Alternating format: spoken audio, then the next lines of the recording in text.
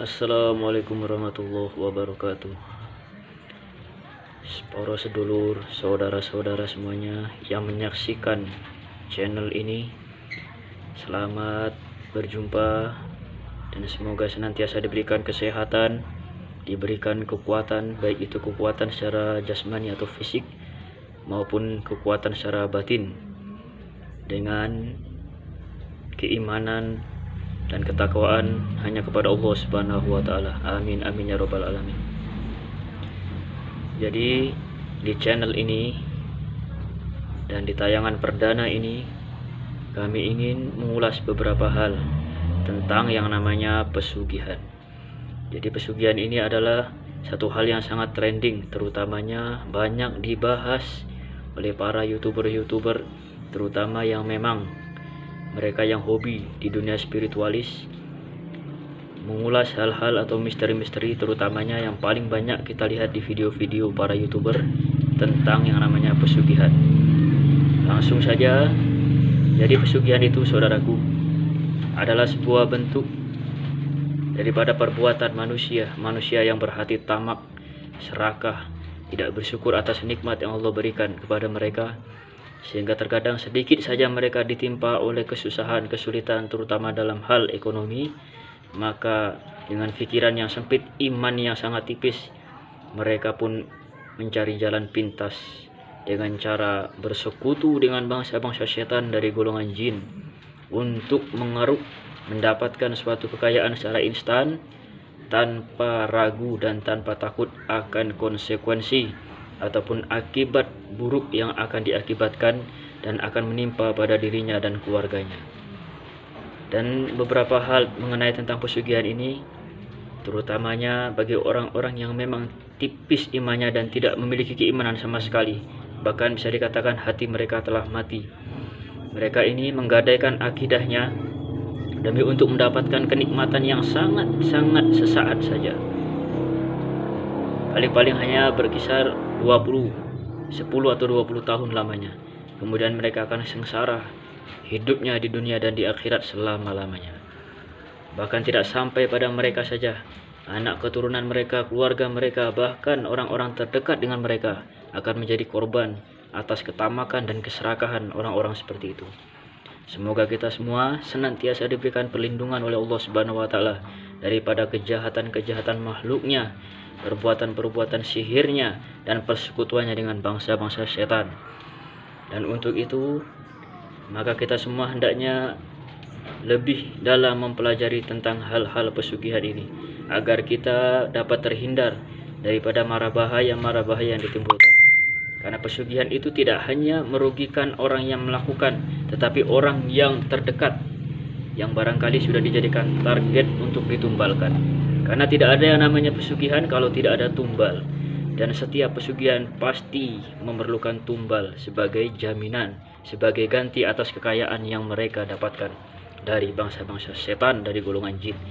Maka dari itu saudaraku, hendaknya kita senantiasa berwaspada dan hati-hati dengan cara meningkatkan iman dan takwa kita kepada Allah Subhanahu wa taala dengan banyak berbuat amal soleh dan mengamalkan segala sesuatu hal yang memang benar-benar dapat membentengi kita dan keluarga kita dari segala sesuatu hal yang berbentuk keilmuan dari bangsa-bangsa setan dari golongan manusia yang bekerja dengan bangsa setan dari golongan jin dengan tujuan untuk memperkaya diri dan merugikan bahkan mengorbankan orang lain.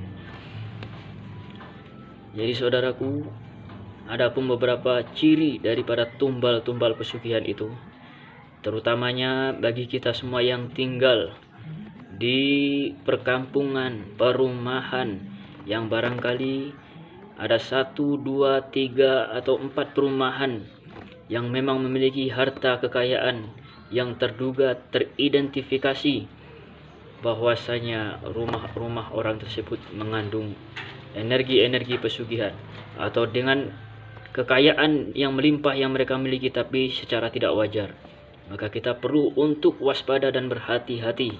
Bukan berarti kita ini bersuuzon kepada orang-orang seperti ini, akan tetapi kita hanya berwaspada, menjaga diri agar kita tidak menjadi target mereka untuk ditumbalkan. Jadi beberapa hal yang biasanya dilakukan oleh orang-orang pesugihan ini adalah menumbalkan ahli keluarganya terlebih dahulu, baik itu ayahnya, ibunya, mertuanya, kakak kandungnya, adik kandungnya, sampai kepada keponakan-keponakannya.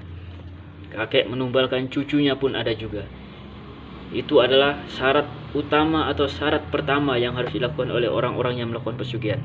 Setelah syarat utama ini dijalankan, berjalan sekitar 1-3 tahun, maka si setan dari golongan jin ini akan meminta kepada setan dari golongan manusia untuk memberikan tumbal berikutnya. Bisa tumbal itu berasal dari karyawan-karyawan bekerja dengannya, teman dekatnya, tetangganya, dan juga tumbal itu pun bisa dijadikan dari orang-orang yang memakan sesuatu hal yang diberikan kepadanya, baik itu berupa makanan, minuman, bahkan uang sekalipun bisa dilakukan.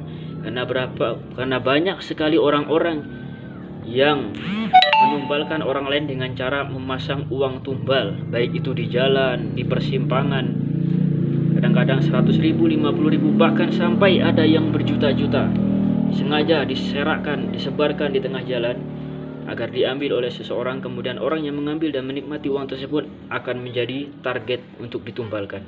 Nauzubillahi min dzalik. Hal yang sedemikian ini sudah sering kita jumpai. Maka dari itu perlunya ilmu, perlunya iman yang kuat kepada Allah, sehingga kita bisa membedakan apabila kita menemukan uang-uang yang tercacar di jalan yang teridentifikasi mengandung energi tumbal pesugihan, maka kita akan selamat darinya. Jadi kalau kita mendapatkan uang-uang yang semacam ini, saudaraku, misalkan di tengah jalan atau di persimpangan kita mendapatkan uang yang berserakan ratusan ribu atau 50 ribuan, yang sengaja ataupun tidak sengaja kita menemukannya, kemudian kita mengambil uang tersebut, jangan langsung digunakan. Terlebih dahulu kita harus mengidentifikasi apakah uang tersebut aman atau memang sengaja dipasang sebagai uang tumbal begitu. Lalu bagaimana caranya? Caranya adalah ketika kita mengambil uang yang memang berserakan di atas jalan, jangan langsung kita ambil pakai tangan kita. Ambil pakai daun, tisu, kertas, kain, atau apapun yang ada di sekitar Anda. Setelah itu Anda bawa pulang. Setelah sampai di rumah, jangan diletakkan di dalam rumah. Kalau bisa Anda itu pergi ke masjid dulu. Anda bacakan suratul Fatihah 7 kali. Anda bacakan surat Al-Ikhlas 7 kali, Al-Falaq, An-Nas, dan ayat kursi masing-masing 7 kali. Anda tiupkan. Setelah itu Anda berdoa kepada Allah agar uang yang Anda dapatkan itu menjadi halal dan berkah. Dan bila uang itu memang ada suatu maksud dengan ataupun tujuan yang negatif, terutama untuk menumbalkan, mudah-mudahan uang itu akan kembali kepada si pemiliknya. Energi tumbal yang ada di uang itu akan kembali kepada si pemiliknya. Hal ini sudah sering sekali saya praktekkan. Saya pribadi sudah sering mendapatkan uang-uang yang berserakan di jalan. Dan saya lakukan hal seperti yang di atas, dan alhamdulillah selamat sampai saat ini, tidak ada suatu gangguan apapun. Itu hal yang pertama. Yang kedua, jangan Anda gunakan uang itu keseluruhannya. Sebagiannya harus Anda wakafkan, infakkan, kirimkan Al-Fatihah kepada pemilik uang itu, karena kita tidak tahu siapa yang memilikinya. Kirimkan Al-Fatihah kepada si pemilik uang itu dengan niat dan tujuan agar kita yang mendapatkan uang ini diberikan keridhaan, keikhlasan, dan agar orang yang memiliki uang tersebut, yang kehilangan uang tersebut atau yang sengaja meletakkan uang di situ untuk tumbal, itu kalau seandainya niatnya baik, orang itu memang tidak ada unsur-unsur tumbal dalam uang itu, mudah-mudahan Allah ganti uang yang hilang itu dengan rezeki yang berlimpah yang lebih banyak. Tapi kalau ternyata itu memang uang sengaja dipasangkan untuk tumbal, mudah-mudahan orang itu diberi hidayah agar benar-benar bisa bertobat di jalan Allah. Atau kalau Allah berkehendak untuk mengazabnya, mudah-mudahan Allah kembalikan tumbal itu kepada orang itu sendiri. Begitu ya saudaraku. Itu adalah cara yang paling efektif yang sering saya coba ketika mendapatkan uang-uang seperti itu. Bukan berarti kita bersuudzon kepada orang lain, tapi kita hanya waspada dan mewanti-wanti, menjaga diri agar kita dan keluarga kita selamat dari segala suatu hal yang berbahaya, baik membahayakan secara fisik kita ataupun secara batin kita. terutama membahayakan keluarga, anak istri kita yang tidak sama sekali mengetahui hal-hal yang sedemikian itu. Saudaraku, maka dari itu hendaknya dalam menyikapi hal atau fenomena pesugihan, yakni persekutuan bangsa manusia dengan bangsa jin yang terkadang dengan kejam, serakah, tamak, rakusnya mengorbankan orang lain yang tidak bersalah, yang tidak berdosa kepadanya, menjadi tumbal pesugihannya hanya demi menikmati kekayaan dunia yang sesaat. Ia rela mengorbankan segala sesuatu hal yang ada dalam dirinya untuk ditukarkan dengan harta kekayaan dunia yang sifatnya fata morgana, fana dan hanya sementara. Mudah-mudahan kita semua dilindungi daripada perbuatan yang sedemikian itu, dan kita semua senantiasa dekat kepada Allah Subhanahu wa taala.